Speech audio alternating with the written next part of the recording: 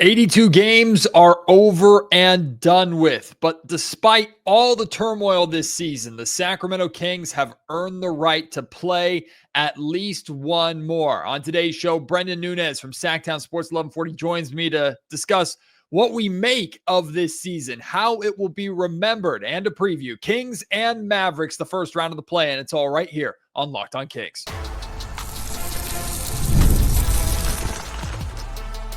You are Locked On Kings, your daily Sacramento Kings podcast, part of the Locked On Podcast Network, your team every day. And now, ladies and gentlemen, it is that time for another episode of Locked On Kings.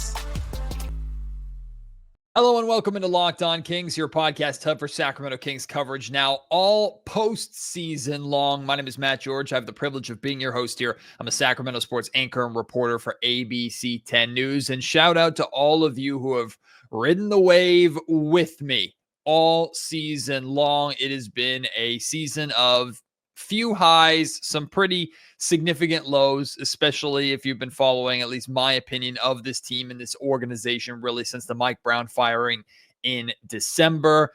I appreciate, regardless if you agree with me, disagree with me, got fed up with the negativity, want more positivity, or completely vibing with me with all the negative vibes with the Kings this year. Your support and you listening, even if it's hate listening at times, it means the world to me. So thank you so much for spending the regular season together. And even if I don't necessarily see the value for the Kings or much value at all in them playing in the play-in and then potentially making the playoffs this year because of all the changes I feel need to happen this upcoming summer, we're here. We can enjoy playoff or postseason basketball at the very least for what it is, and the fact that we get one more game, a postseason game inside the atmosphere of the Golden One Center on Wednesday is pretty exciting. I'm very excited to have a friend of mine. He's very frequently a guest here on Locked On Kings. You hear him talking Kings basketball on the Return of the Roar podcast and featured all over SacTown Sports 1140. Brenden Nunes joins me right now to break down this season, preview Kings and Mavericks, and everything in between. Please enjoy my conversation with Brenden Nunes. Well, Brenden Nunes, we survived 82 games of chaos, roller coaster, whatever metaphor you want to use to describe whatever that regular season was. The Kings made it through it. We made it through it. And lo and behold, here we are. The Kings, in some capacity, are postseason bound. Before we get into Kings and Mavericks from the Golden One Center on Wednesday night, an exciting night. I'm sure it's going to be a great atmosphere at the Golden One Center. Let's just talk about this season, man. People know how I feel. I don't need to waste any more time blowing people's eardrums off on this podcast, expressing how I feel about this season, how it went in the direction of the Sacramento Kings. So I open up the floor to you to start our conversation. What do you make of this 2024-2025 regular season? And how do you think it'll be remembered, or when we talk about this season 4, 5, 10 years from now, what do you think we'll talk about, or how do you think we'll talk about this season? I mean, I think it's going to be the year that they fired Mike Brown and traded De'Aaron Fox. I feel like it's hard for it not to be that. And maybe it's the start of the Doug Christie era. Maybe it's the start of the Zach LaVine era in Sacramento. And we can look back on that. Shoot, maybe we're going to be talking in 3 years about how that was Devin Carter's first year and he missed so much of it and he's going to turn into a great player. And I think he's been decent in his run, but it's hard for me to not look at this year and just think it was kind of chaos. Really, there's 3 iterations of this team. There's the Mike Brown and De'Aaron Fox team, there's the Doug Christie and De'Aaron Fox team, and then there's the Doug Christie and Zach LaVine team. And even that most latter one, Domas missed a couple stretches during, and Malik has missed stretches. Malik's out for a while right now. I'm not sure if he's going to be back for any play-in. I don't think that's going to be the case. I don't think Jake LaRavia is going to be back for any of these play-in games.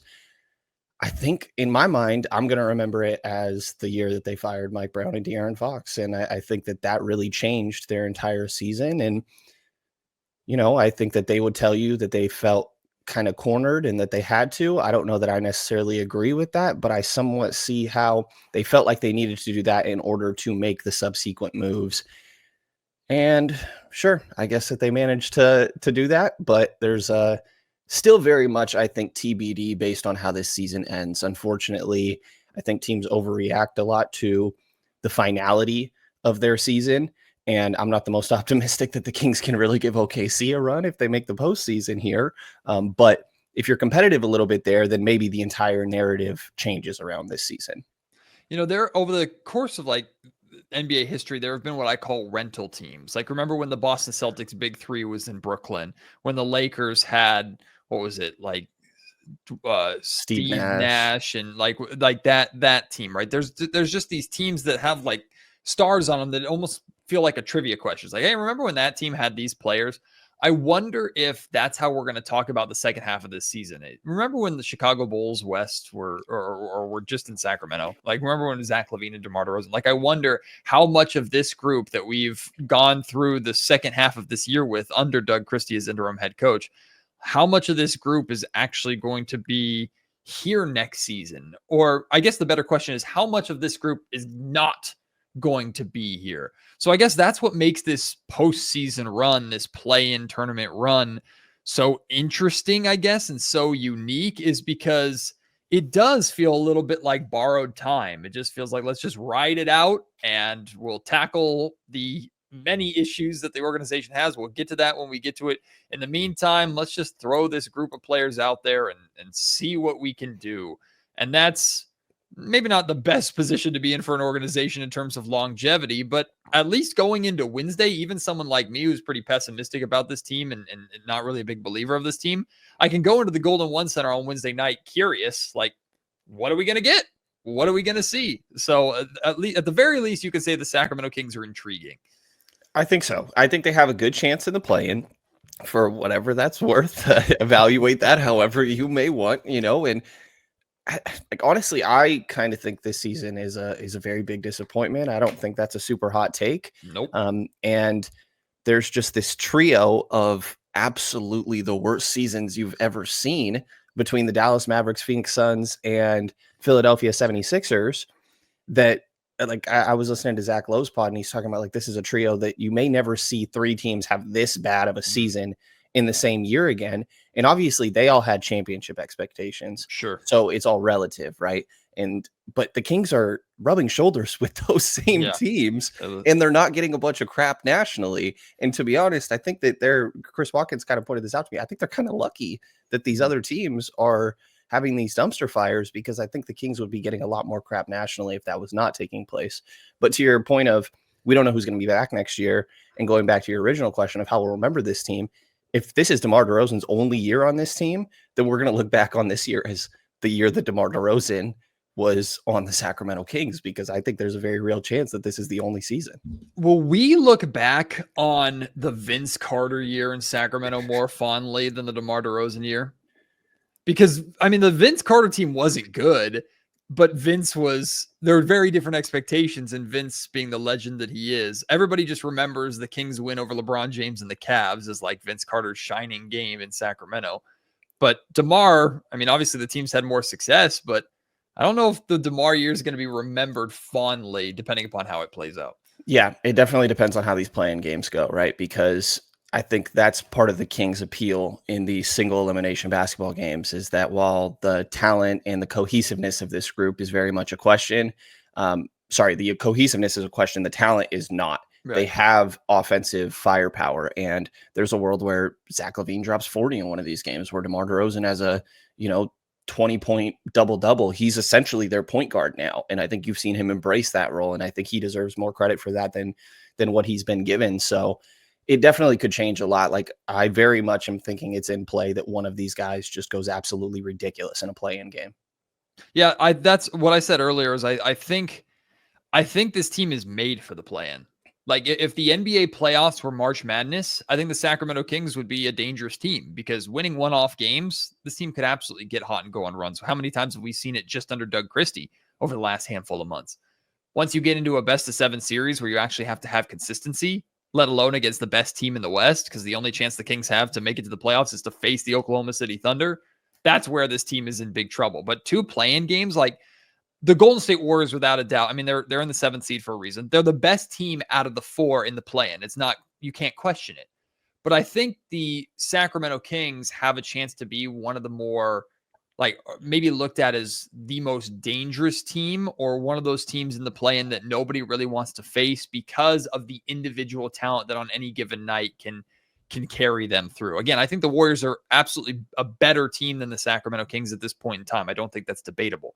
But if I'm the Warriors, like from the Kings standpoint, I'm begging the Warriors to beat the Grizzlies because I want nothing to do with the Warriors. But I also think from the Warriors standpoint, they're probably looking at the other 3 teams and going, yeah, the Kings are the team that we want to play the least in a play-in scenario.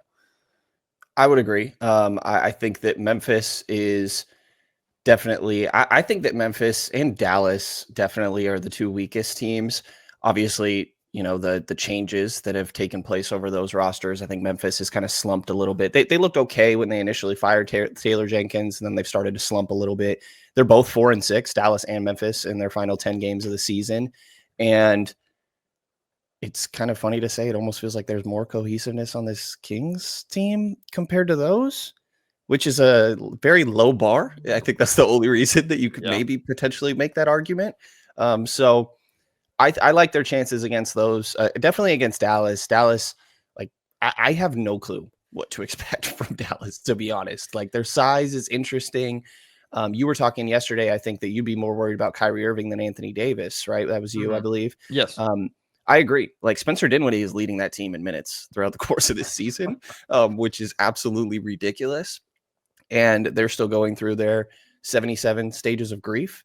So I would say that I'm down to, I stole that from Mark Stein, by the way. So shout out to Mark Stein. Oh, that's great. Great line. Big fan of that one. So I think that they have a good chance there. And the Warriors, though, would be a very poetic way for this to play out. I was in the locker room a little bit yesterday and the last couple of days, and I don't think these guys want to play the Warriors. They're down. They will compete. Don't get me wrong. And I think they're aware it would be a very fun environment. But if they got their pick, I don't think that they're playing the Warriors, which is not surprising. Today's episode of the Locked On Kings podcast is brought to you by Hungry Root. Spring is here and life is busier than ever between work, family, and everything in between.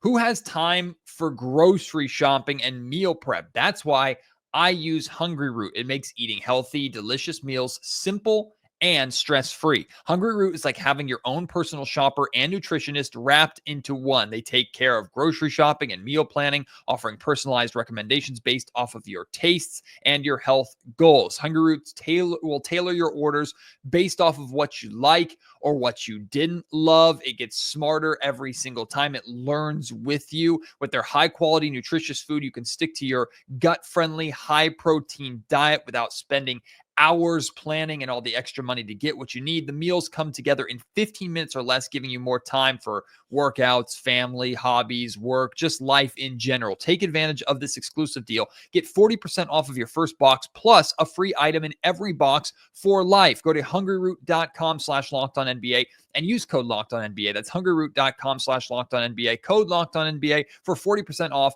and a lifetime free item.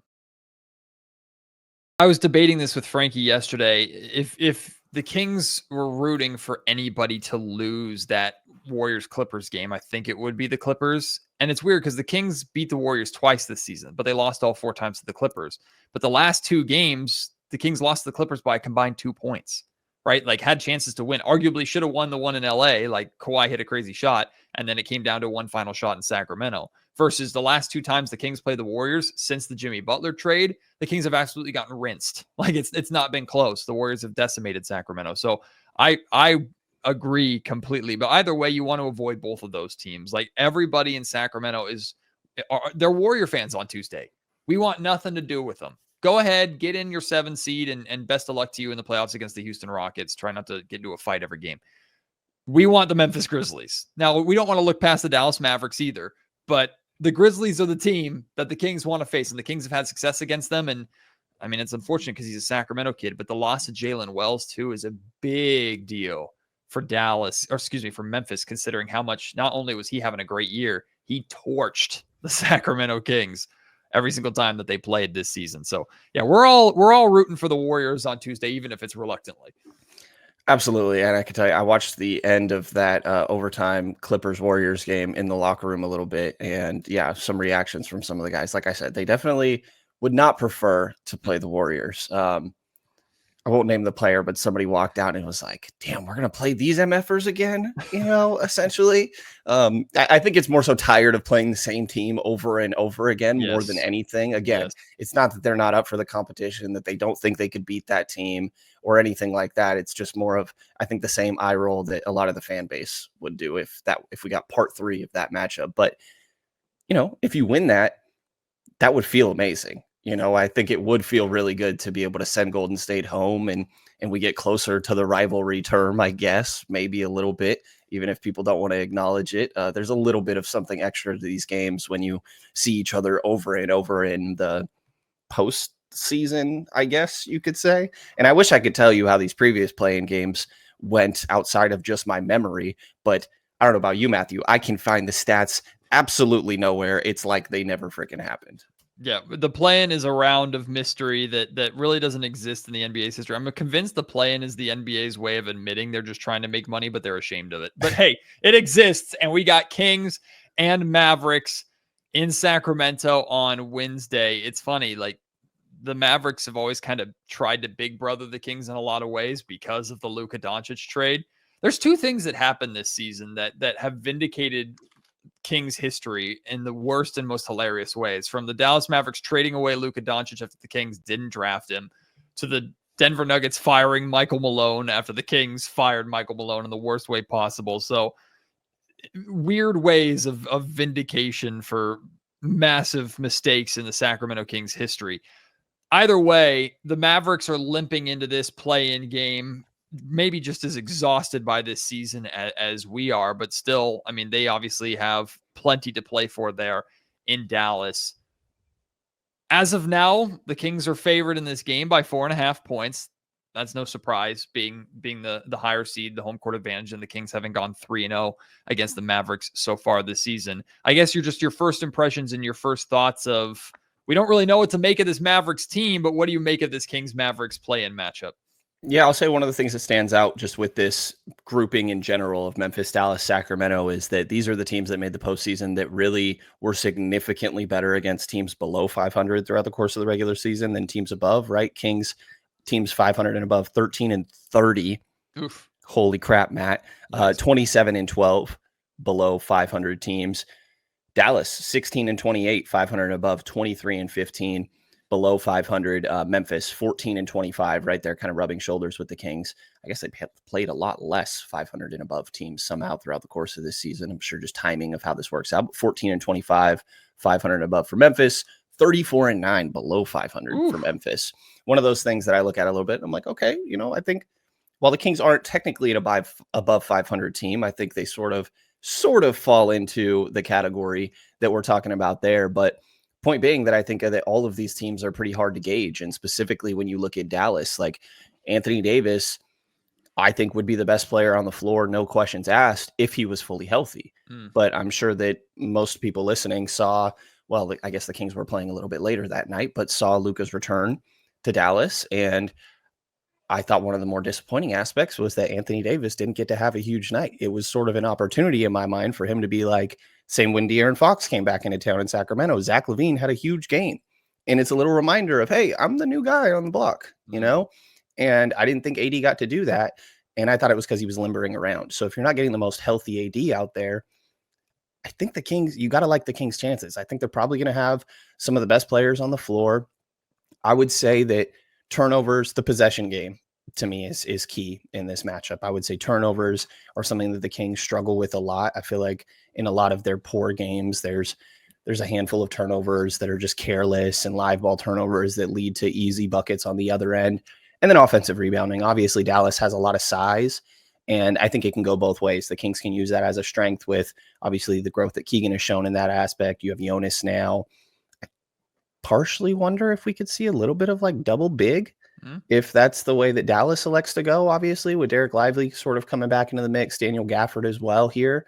Obviously, AD playing that 4 and still having the debate in who knows what year, if AD's better at the 4 or the 5 is kind of crazy, but this is where we're at. And so I would say that I think the size and physicality will definitely play a factor here, but I think that the Kings should be able to run pretty well. Playing with pace, I think, is when Zach LaVine specifically is at his best, and you still have guys that can excel in the half court with DeMar. DeMar had a huge game in Dallas. I believe that was a single or double overtime game, one of the two, and DeMar hits this crazy step through, absolutely ridiculous shot. So it's very hard in my mind to predict single elimination basketball. Everybody watched March Madness, and that is chaos for a reason. This year maybe not being the best example with the 4 number 1 seeds ending up advancing, but I'm a big believer anything can happen. And the Kings have, I want to say they ended, this is not including last night's actually, because I haven't looked at it, but they were 19-6 last time I checked when they shot 40% or above from 3, and they were 20-35 when they did not reach that marker. Now, again, this is a split that I think a lot of teams are going to have. Obviously, when you shoot 40%, you're going to excel,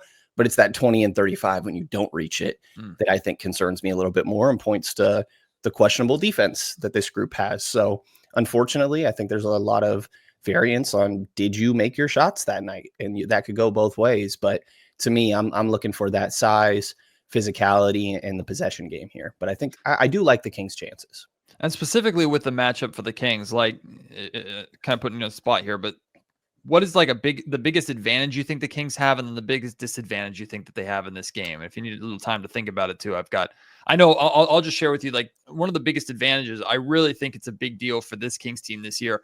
I think this game being played in Sacramento actually is a massive deal, because in the past, under Mike Brown, the Kings were actually really good on the road inexplicably, but struggled at home. Now, they won some big games at home, from last year's play-in game versus the Warriors to games 1 and games 2 against the Warriors in the playoffs the season before. So it's not like they were dreadful at home.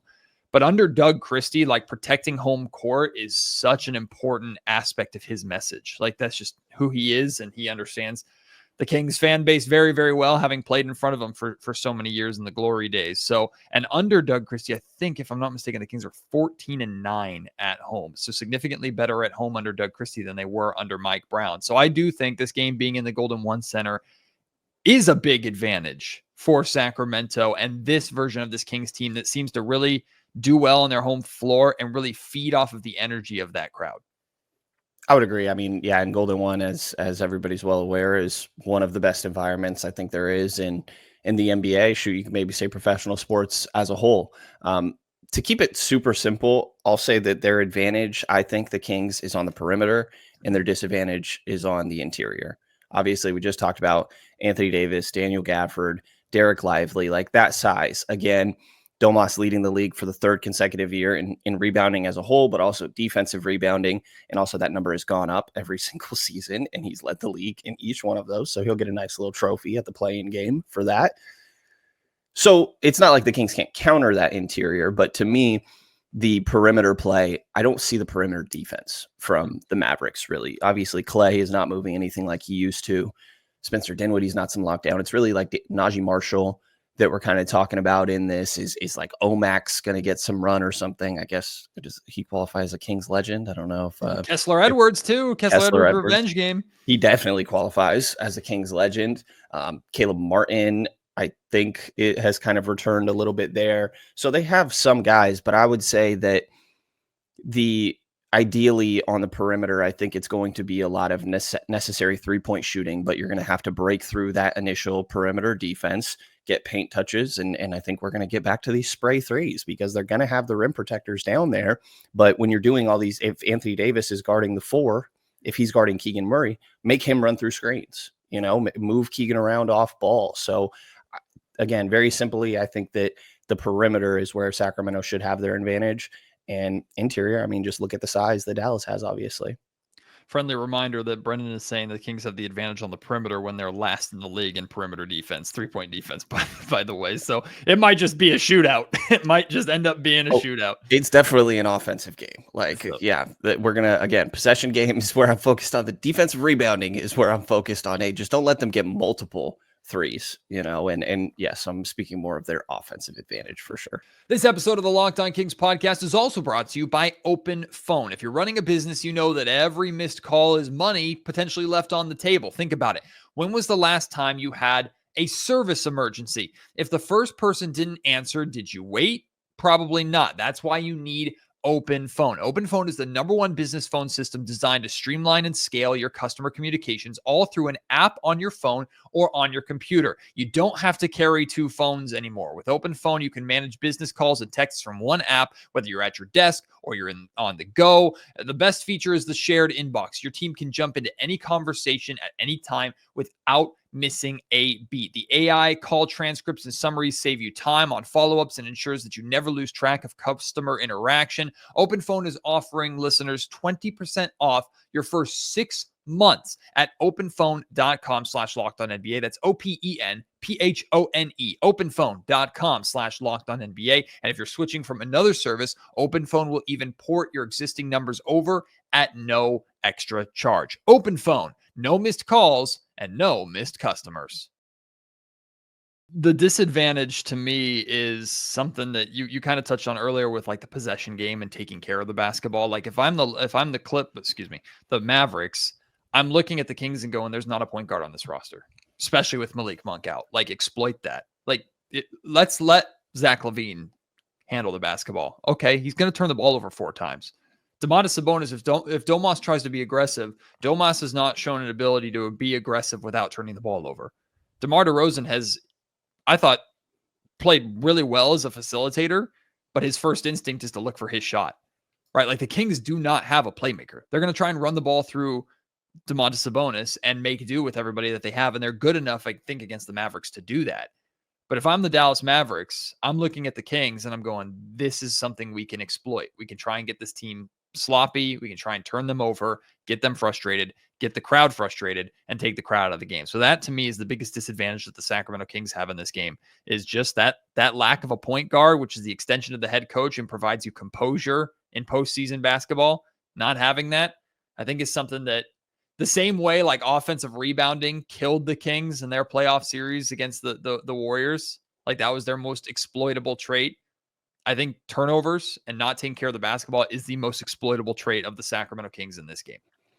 I would agree. I think I was a little surprised when Doug Christie pregame yesterday really acknowledged the fact that they do not have a point guard. I thought he would kind of dance around it and be like, hey, well, we do have good playmakers. Though he was straight up like, we don't. Been around basketball for a long time, and every team I've been on has a point guard. So this is a little bit different, essentially acknowledging that they don't, which surprised me a little bit, but it is the reality of it. So I'm definitely with you. I think that that's been a key since they traded De'Aaron Fox, really. Malik Monk trying to adjust to that role.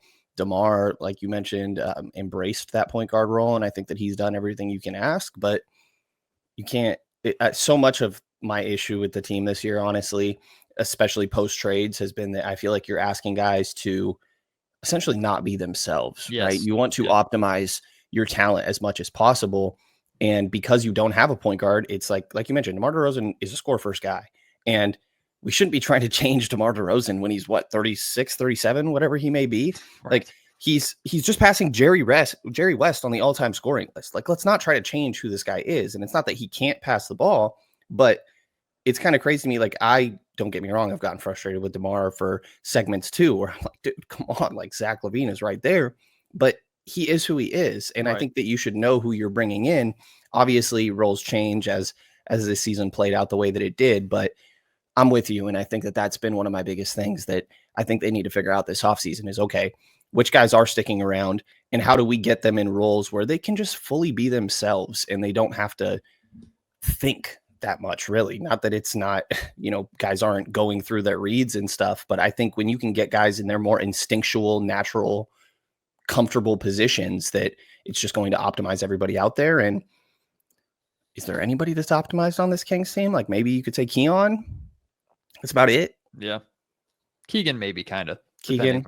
Depending upon the situation. Look, so that leads perfectly into the last thing I want to talk about, because not to negate DeMar DeRozan, because he has the capability of carrying the Kings in this game, and the Kings have, he could win the game for the Kings outright, 100%. To me, my eyes are on Zach LaVine.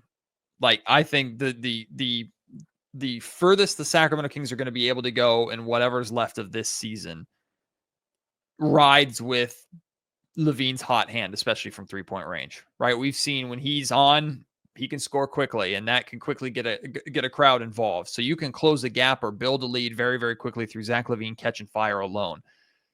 But Zach LaVine has a bit of a reputation of disappearing in big games. You talk to Chicago Bulls fans. I've talked to media friends of mine in Chicago. They'll say, yeah, Zach, when there's a big game, Zach can kind of fade into the background a little bit. Now, DeMar DeRozan also doesn't have the best playoff reputation himself either. But LaVine being the younger guy out of the two, LaVine being the guy that I look at as more of a part of the Kings' future, probably out of obligation because he's paid almost $100 million over the next 2 years.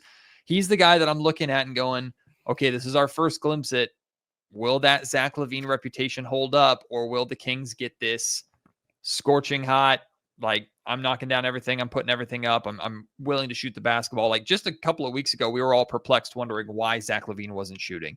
Thankfully, he's gotten over that. He's back to shooting a ton, and more often than not, it feels like it's going in at this point. So I'm not saying the Kings are going to win or lose based off of what happens to Zach LaVine, and it's all on him. He gets all the glory, or it's all his fault. That's not the case one bit. The Kings, I think, could beat the Mavs even if Zach LaVine is struggling. But I am very, very interested in what Zach LaVine looks like in this game and how valid that reputation is here in Sacramento. 100%. And it's hard to gauge, right? Like the big games that we're talking about, he's played in one postseason. Yeah. Or, well, if you want to talk play-ins, but he's played in one playoff series, and then he's played in some play-in games. And so it's kind of hard to gauge. And I mentioned the perimeter defense being questionable from Dallas. I think that plays into Zach's favor. He ends the year second in 3-point percentage. Apparently Seth Curry jumped up to 45.6. Maybe he just reached the threshold of attempts or whatever it may be, but I know that Zach was above him for a little while there. But Zach finishes second. And like I talked about the rim protection that Dallas has, Zach is also phenomenal at finishing at the rim. I think that's the undersold aspect of his game here, is that get him downhill. This is why I'm so big on, I think that he's most optimized playing with pace. And I think that the Kings win this game very simply if they have the best player on the floor. And I mentioned AD looks a little hobbled, and if he was healthy, I think it easily would be him. But Zach LaVine could easily be that. I think that DeMar could be that. But you want to see a big game from Zach for sure, because like you said, he's likely the future of this organization, him along with Keegan Murray and whatever sort of young guys you want to throw into that category. But it would definitely be nice to see a big game. And I don't think that he's going to, steer away from Anthony Davis, Daniel Gafford at the rim, Derek Lively. Like, in my mind, yes, you are a phenomenal 3-point shooter again, and you're second in the league, but combine both, you're a 3-level scorer. So get to all three in my mind. And it may also be a game with that rim protection, though, where as much as people roll their eyes a little bit at the mid-range, this might be a little bit of a mid-range game for DeMar, and Zach can play into that as well with that rim protection. So for me, I think the big thing for Zach is, how much can they play with pace? Is he still going to aggressively attack the rim protection that Dallas has? Because when DeMar DeRozan is out there saying that you're really good at getting to the free throw line, you're really, really good at getting to the free throw line. So I think that's definitely an aspect of where they have an advantage. And again, I think pace and not fearing those bigs down low will be big for Zach here, because I think the 3-point shooting should be there no matter. So gut feeling, does the season end on Wednesday, or are we headed to Memphis/San Francisco? I think they are going to win both games. You think they're playoff bound? Oh, he's muted. Oh, see the conspiracy. The NBA said, no, they're not. That's great. He's muted. It's over. I think they're going to win both games. And that's because I think Golden State is going to beat Memphis. Now, if that doesn't happen, then maybe we're having an entirely different conversation. And just to add my own little caveat to my take here, like I said earlier, I'm a big believer in anything can happen in single elimination basketball games. So I'm saying like there's a 65-70% chance, I guess, that I feel like they win both games, which may be a little bit kind, but we mentioned kind of what Dallas has gone through, what Memphis has gone through, and that's not to say the Kings haven't as well, but ironically, it being a little bit earlier in the season, I think does play into their favor a little bit here, as Dallas made that move at a really unprecedented point, and then Denver obviously ended up following suit and adding their own. They made Memphis look not quite as crazy with their timing, I guess. But I like their chances in both of those. Now, if they play Golden State, maybe I feel a little bit different. But I think that they have good chances. Specifically, I think that they should win this Dallas game. Second one, maybe a little bit more of a toss-up, but I feel pretty good going into the Dallas game. How about you? I actually do feel pretty good about it. I think that I'll do this with Brenden as my witness here. I'll pledge. I hereby make a pledge that I will root for and enjoy this play-in run for what it is, and hope that the Sacramento Kings make the playoffs, with the caveat that we will not pretend that if the Kings make the playoffs this year, it was a successful season and it was a good season, and this team is in a place where they don't have to make some clear changes this summer. Amen. Amen. I break.